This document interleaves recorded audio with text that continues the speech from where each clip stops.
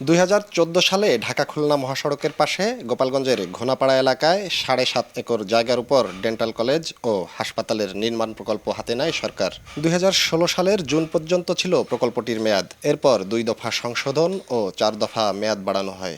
সবশেষ মেয়াদ উত্তীর্ণ হয় 2024 সালের ডিসেম্বরে। এদিকে 2023 সালে শিক্ষা কার্যক্রম শুরুর অনুমোদন পায় প্রতিষ্ঠানটি। 50 শয্যার পাশাপাশি ও মোট 50 জন শিক্ষার্থী এখানে ভর্তি হওয়ার সুযোগ পাবে। কিন্তু দীর্ঘ 11 বছরেও নির্মাণ শেষ না হওয়ায় ক্ষুব্ধ এলাকাবাসী। দ্রুত কাজ শেষ করার দাবি তাদের। বিল্ডিং উঠছে কিন্তু কোনো কিছু দেখি না। কাজ চলতেছে কিন্তু চালু হচ্ছে না। আমাকে এই জায়গা যে স্থাপনা যা কিছু আছে এগুলো চালু হলে আমাকে সুন্দর হয়। আরেক দফা মেয়াদ বৃদ্ধি করে চলতি বছরেই নির্মাণ শেষ করার আশ্বাস কর্তৃপক্ষের। এখনো পর্যন্ত কিছু জমি অধিগ্রহণ সম্পূর্ণ হয়নি এবং বালু ভরাট সহ কিছু করোনা দিয়ে সবকিছু দিয়ে আমাদের কিছুটা সময় লেগেছে। মেয়াদ শেষ অবস্থায় আছে, মেয়াদ বৃদ্ধির প্রস্তাবনা বিবেচনাধীন আছে।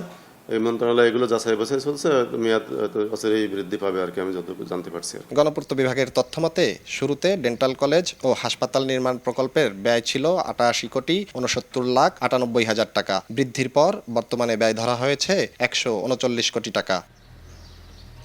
জয়ন্ত শিরালী, সময় সংবাদ, গোপালগঞ্জ।